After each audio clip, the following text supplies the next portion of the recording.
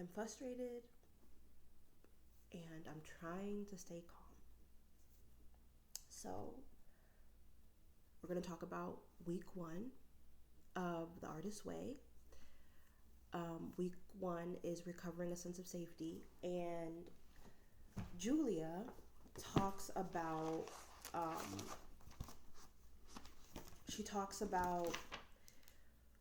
how when we're younger we are discouraged to be artistic, and that leads us to be unhappy adults when it comes to our careers sometimes, because what we really want, which is to be artists, we do not pursue because of what happened when we were younger, and the information or conditioning that happened during that time discourage us from being artists.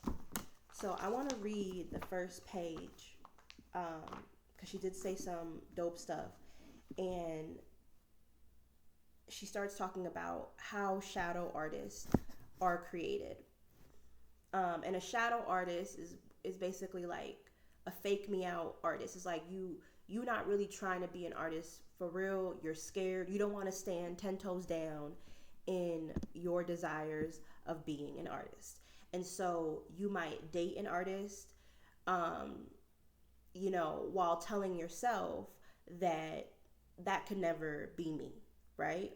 You might even be really, really into the arts, like the arts and the humanities, go to museums, support other artists, go to open mics, like you love it so, so much. But you constantly tell yourself, but not me, that's not what I'm supposed to do, right? Actually, when I think about it, there's somebody in my life who is such a dope creative Pisces. They are a beautiful Black woman who is impressive, who's a doctor, and they are so creative. They're so creative, so fashionable, like everything about them is creative. They're funny. And I remember one time I said, you should be a comedian, and she was like, no, not me, that's not for me. And mind you, she's always supporting comedians. She goes to open mics all the time. She's like one of the people in the comedy scene who is like the super fan, we'll say, or the super supporter. And most of the people that she has in her community are comedians. And she's just really, really supportive of us. And she's always been, even when she was in another state, because she's not originally from New Mexico. And so she's somebody that comes to mind. And the first page says, one of our chief needs as creative beings is support. Unfortunately, this can be hard to come by. Ideally, we would be nurtured and encouraged first by our nuclear family and then by our ever-widening circle of friends, teachers, well-wishers. As young artists, we need and want to be acknowledged for our attempts and efforts, as well as for our achievements and triumphs. Unfortunately, many artists never receive this critical early encouragement. As a result, they may not know they are artists at all. So, because of this, right, she says that a way to recover a sense of safety is to give ourselves that encouragement, right? Give ourselves that encouragement through through affirmations and all that type of stuff. The way we get to the affirmations is that she wants us to do some detective work, and she wants us to see who instilled the negative core beliefs that have to do with our self-worth. Because at the end of the day, if we weren't encouraged to be artists, that means that we don't feel that we are worthy enough for our art to be seen.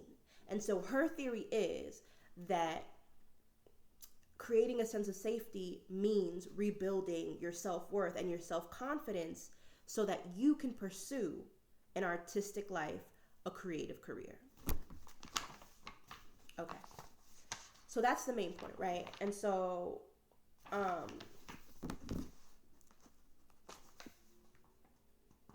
one of the tasks that we had to do was time travel. And the one that I started with was time travel lists 3 old enemies of your creative self-worth. So I had to sit there and I had to think. I was like, where did this come from? And it was interesting because the opposite exercise was to time travel and find your old champions. And when I went in my past, I found that there were more people in my life that encouraged me to do art, that were impressed by my creativity, that supported me, that wanted to see me flourish. And there weren't as many people in my life who criticized my art. However, there is a however.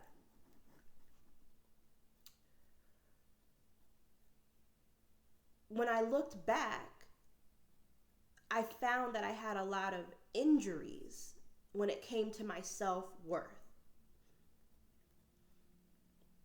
And the people that encouraged me were not my family. It was strangers. It was friends. It was social workers, case managers. I grew up in child protective services. I was taken away from my mother when I was 9 years old. That's also when my stepfather died. My mother had a breakdown and could no longer take care of me, and I was thrusted into the system. The thing about that is that I had 3 families, which consisted of over 100 adults. I had my biological mom side of the family, I had my biological father side of the family, and then I had my stepdad side of the family. So I had all this family, but nobody came to rescue or take care of little Charm when her mother and father could no longer. I was just lost in the system. And I sit there and I think, why did nobody come get me? If I had a life that consisted of over 100 adults, 3 different families, teachers knew, my mom's side of the family knew, my stepdad, everybody knew. Why was I just left in child protective services for over 8 years? That indirectly sent a message to me that I was not worth saving, that I was not interesting enough. So that's a core wound, okay? And I went and I looked and I had to list, and I couldn't even think of like 3 people because she wants you to list 3 enemies. For me, it was literally this system that I was thrusted into, these circumstances. And with enough digging, I went back and I said, I started to list it and remember. And the first enemy would be the system, right? So this is what I wrote. Hold on, let me find it. Okay. So,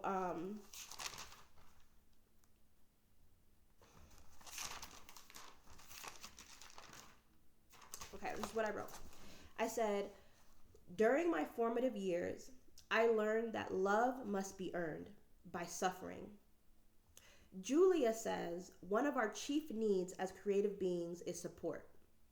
I wasn't supported as a child, or support was limited, challenging to obtain, or conditional. I wasn't nurtured and encouraged first by my nuclear family, which made it difficult for me to create and maintain supportive relationships and friends, teachers, and well-wishers. There was one person who loved me unconditionally, and that is my stepdad, Kenneth Carl Acker.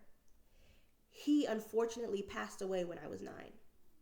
He was my saving grace during a time when I was the most vulnerable and powerless.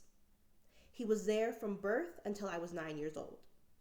He chose me over and over. He loved me. He protected me. He validated me. As I work through this time travel exercise, I realized that my old enemies of self-worth were not individuals, people, so much as patterns and forces that acted on me during my formative years. So that started when I was 9. Then I did more digging and I was like, okay, so what would be a second enemy? I wrote this. I said, I remember vividly, like I had to have been 15 or 16 years old. And my dad, who was an artist himself, he was a drummer and a singer, and he would do drumming and singing during the weekends. And he was like a local celebrity. And this is my biological father that I'm talking about, not my stepdad. My biological father was an artist, and he would have shows, weekend shows and things like that. And he was like a local celebrity. And I remember we were in the living room and somebody was singing and dancing on TV or acting or something. And I told my dad, I said, hey, that's what I want to do. I want to do that. And he looked at me, he's like, you can't do that. You don't look like Beyonce.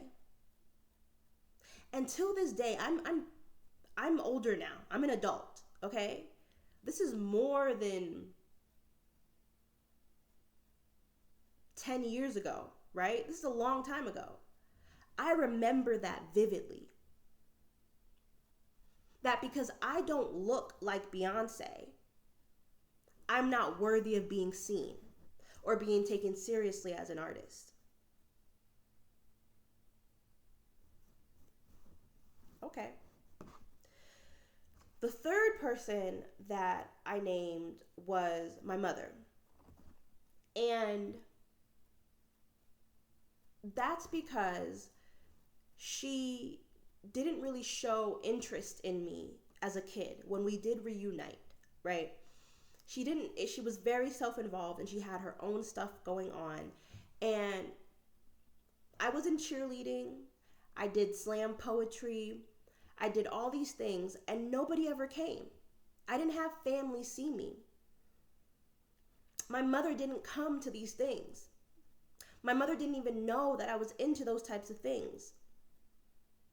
But you know what's interesting? Despite not having that encouragement from my nuclear family, despite being told that I was not worthy when I was younger, I still went out to open mics and perform poetry.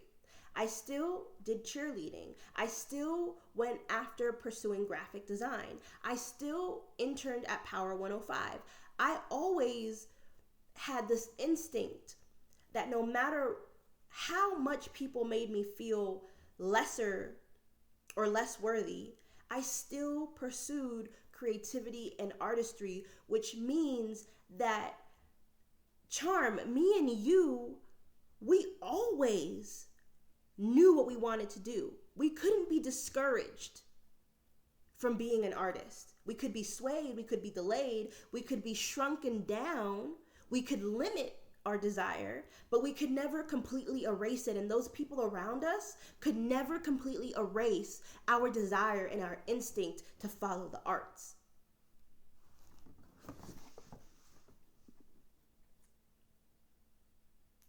This week was a shit show. Emotionally. When I opened that can of worms, looking at where like my self-worth wounds originated, that caused me to examine my whole life and realize the dusty, musty, crusty people that I let in my life mistreat me. Like, do you know the series of fuck boys and fuck girls that I have dated? Which led me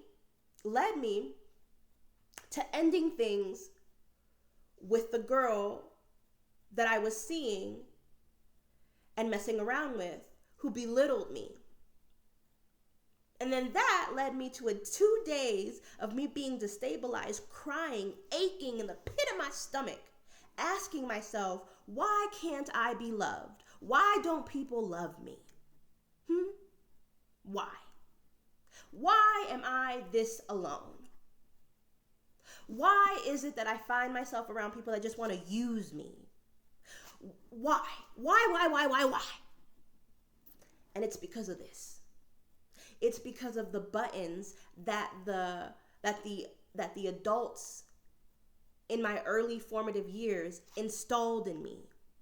The adults around me failed me, harmed me, abused me. Like, we're not even going to go into what happened during the 8 years that I was in Child Protective Services.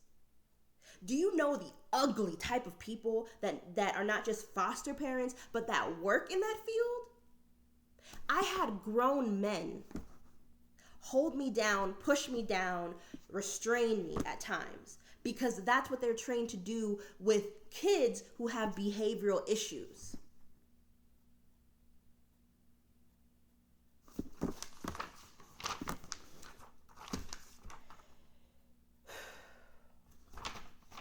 Let's talk about the three champions.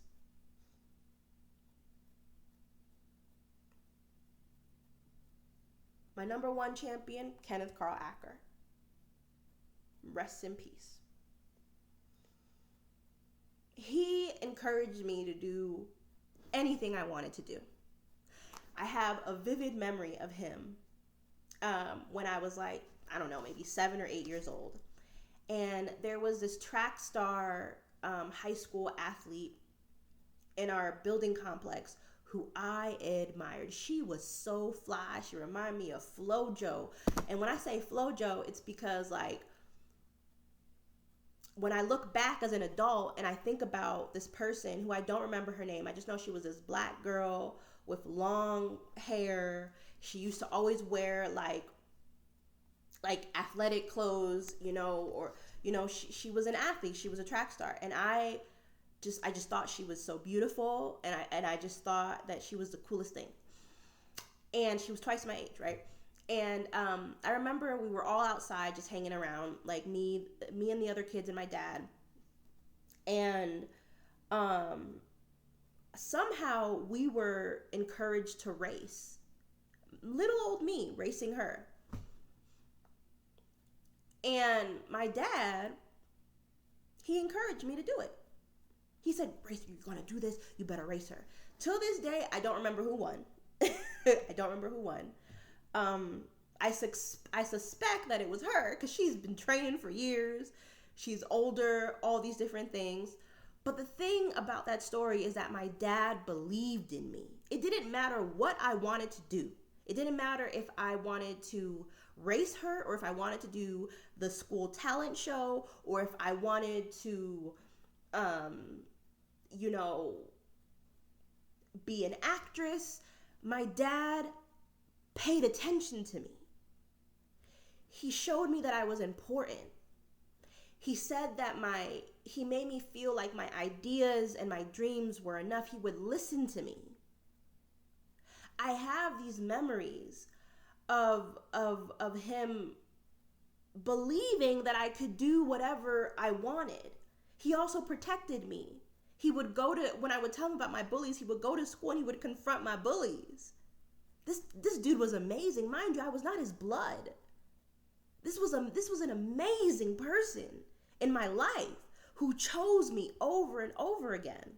I would perform plays for him. I remember I did this like penny dance. I had this bottle of pennies and I just wanted to do like a show for my dad and my uncle, and I just threw the pennies on the floor and did all these, and they just sat there and they watched me.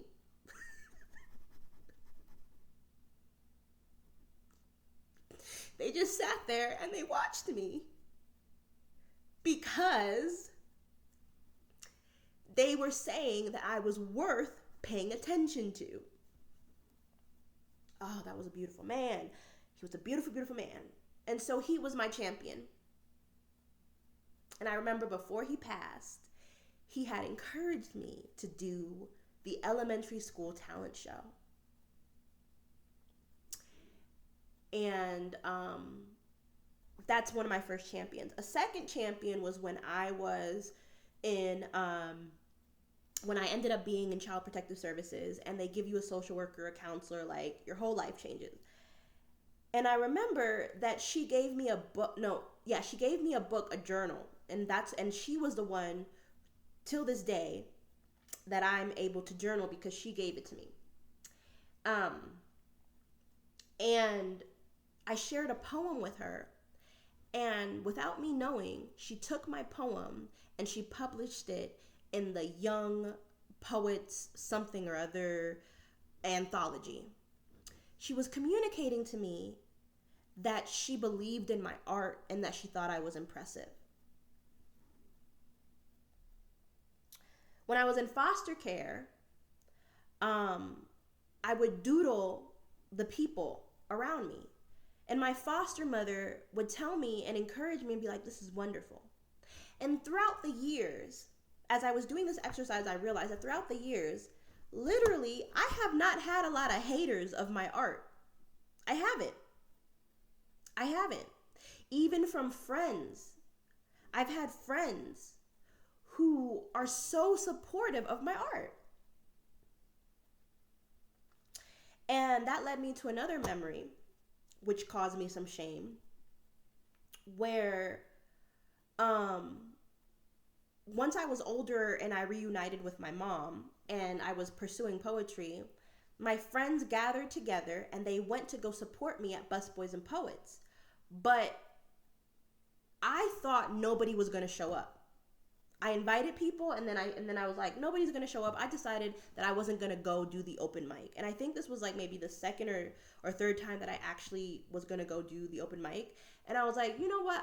I'm just not going to do it. Nobody's going to show up. Nobody cares. I was stressed out because like my mom wouldn't come and my mom was putting her stress on me. Like it was all this big thing.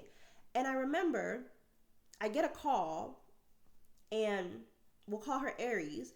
Aries is like, yo, Charm, we're here to support you. I got everybody together. You know, she was such a good friend. She was a real ass person. So supportive, poured into people, just like showed that she genuinely liked me and cared about me. And I remember being so shocked and so surprised that everybody was actually there and ashamed that I cursed her out. That was trauma. Almost as if I was saying, how dare you support me?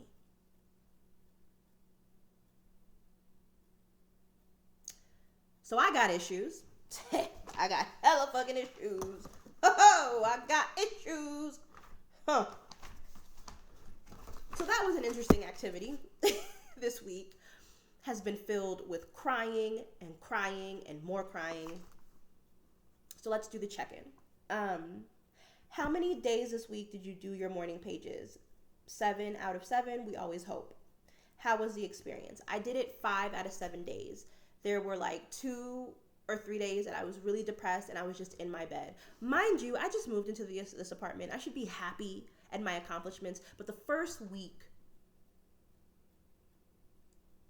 of me being here, I'm like Miss Sad Underpants. Some positive things that happened during morning pages is that like I came up with different like little joke ideas. And did I do my artist date? I don't know yet. It's Saturday.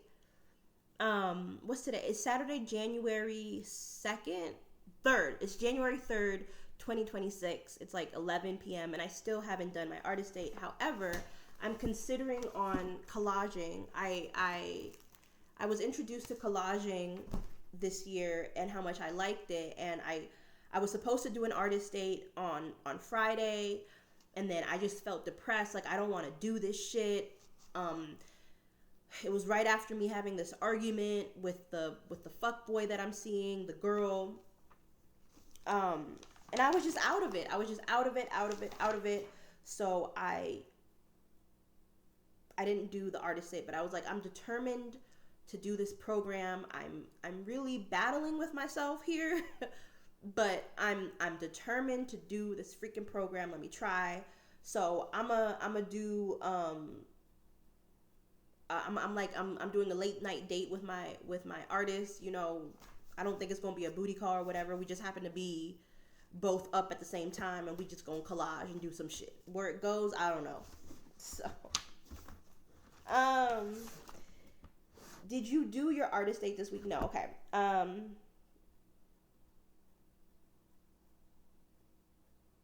So maybe in the next update, I can tell y'all and you, Charm, who's watching this, how the artist date went. And number 3, Were there any other issues this week that you considered significant for your recovery? Describe them. I just told y'all, how emotional this week was. And I did my affirmations, right? I did not do my affirmations every time. You're supposed to do your affirmations. I'm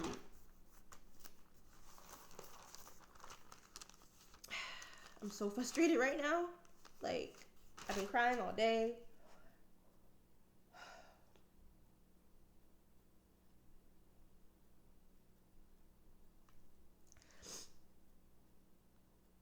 So these are the blurts that I heard when I was doing stuff, and the things, these core negative beliefs. I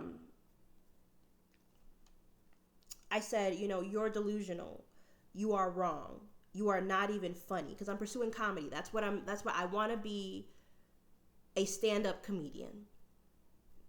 And I do one enemy. Like, I've had like one or two people tell me I'm not funny.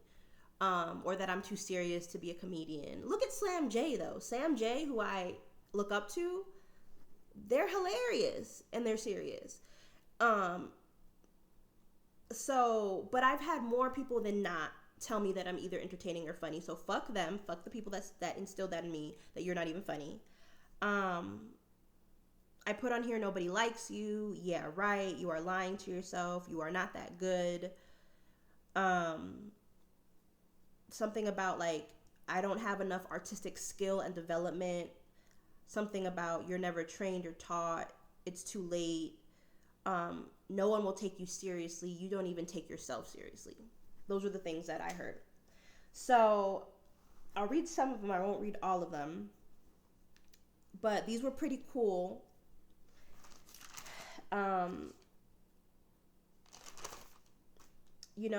I put, I trust my perceptions and lived experience. My skill is real and my craft is still developing, and that's okay.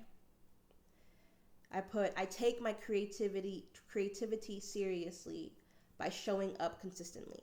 But then I even hear a blurt about like, look, you can't even manage your own emotions. You didn't even show up consistently this week. But I'm doing the best I can, damn it. So anyway, that was week 1. I'm feeling a lot of doubt. I'm frustrated. I'm unhappy with my life right now, and I should be happy at this accomplishment because I have been homeless for like 2.5 years. We got an apartment. I'm not in love with my apartment. It's not what I want, but I have my own space. It's a 1-bedroom. And I'm frustrated that I'm not happy. And I'm really lonely. And I'm tired of pretending like I'm not lonely. And I'm like, I'm dope as fuck though. Like, I used to have friends and I used to go out and I have enough confidence to be on stage. Like, why am I this isolated and have no friends? It's like, well, it's not that I don't have no friends. It's just my friends are in other states. We'll talk later. Bye.